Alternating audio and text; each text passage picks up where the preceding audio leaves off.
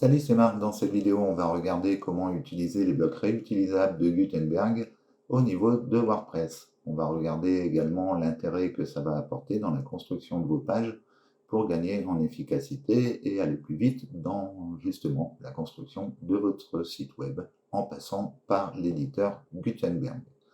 Si vous voulez, vous avez sous la vidéo un lien qui vous permet de télécharger les essentiels de WordPress. C'est un guide pratique où vous retrouverez toutes les extensions et thèmes WordPress indispensables pour créer un site web.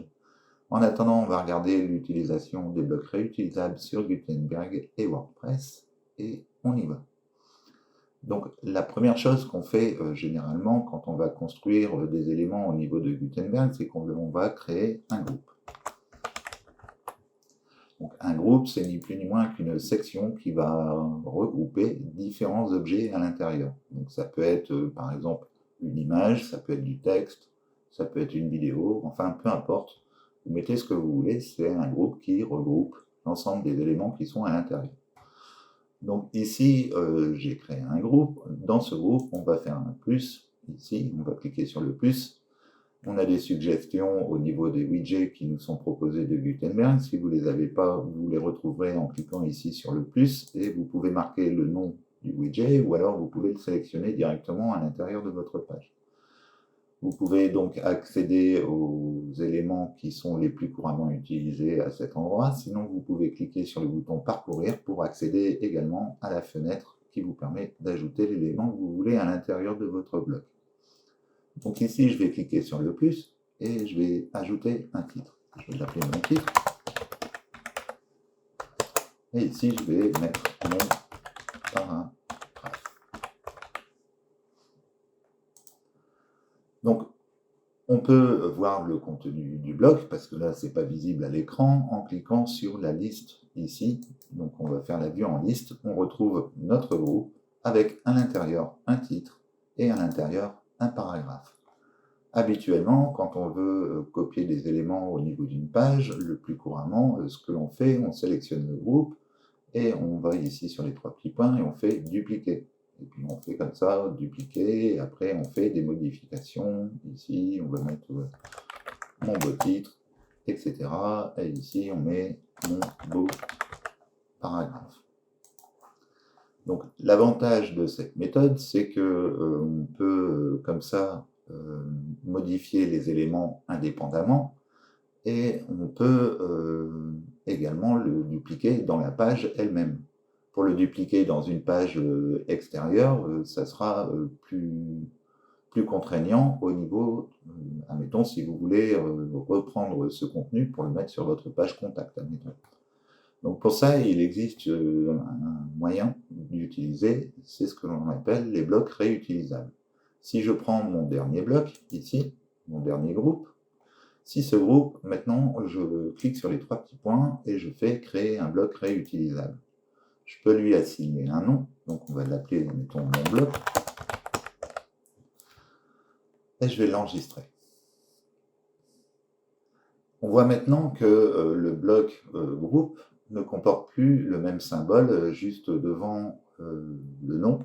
Maintenant, on a affaire à en fait un composant. Donc, c'est un composant à l'intérieur de la page qu'on va pouvoir réutiliser à plusieurs endroits.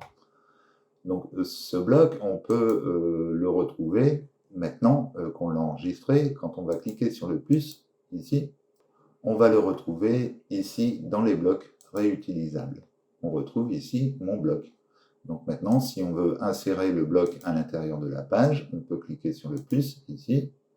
On peut aller sur tout parcourir, on va sur réutilisable, on clique sur mon bloc et on a inséré mon bloc. On voit la différence aussi, on voit le même ici icône qui désigne un bloc réutilisable. Quand on survole ici, on voit aussi que c'est un bloc réutilisable. Et ici, c'est des blocs traditionnels qui sont incorporés dans un groupe. Si je continue en dupliquant mon bloc, maintenant ici, je peux tout à fait le dupliquer. On aura toujours la même configuration, c'est-à-dire que c'est un bloc réutilisable. La différence avec un bloc traditionnel, c'est que maintenant, si je vais, admettons, sur mon deuxième titre ici, et que je marque mon beau, on peut voir que tous les blocs sont modifiés en même temps dans la page. Donc c'est super pratique puisque si vous mettez, admettons, des boutons d'appel à l'action et tout ça, vous pouvez utiliser le même bouton d'appel à l'action au niveau de votre page et ensuite, en faisant une modification sur ce seul bouton, vous allez modifier tous les éléments qui seront avec ce bloc réutilisable. C'est-à-dire que si ce bloc réutilisable a été utilisé également dans plusieurs pages, vous aurez également une modification. Donc, on voit tout de suite l'intérêt d'avoir des blocs réutilisables, mais parfois c'est embêtant, on insère un bloc réutilisable, par exemple ici j'ai un bloc qui est réutilisable, si je veux le modifier, on va voir que ça va modifier également les autres éléments. Si je retire ici mon beau, on voit que ça modifie également les autres éléments. Donc on peut dupliquer des blocs réutilisables et toutefois on peut les modifier indépendamment. Donc par exemple ici, si je vais sur mon bloc réutilisable, je vais le retrouver ici dans la liste. On le retrouve en 3e position ici. Pour le rendre normalement éditable, il suffit simplement d'aller sur les 3 petits points ici et on va ici convertir en blocs normaux. Maintenant, quand je vais aller sur mon bloc, je vais pouvoir le modifier. Et ici, on peut voir que ça n'affecte plus mes blocs réutilisables.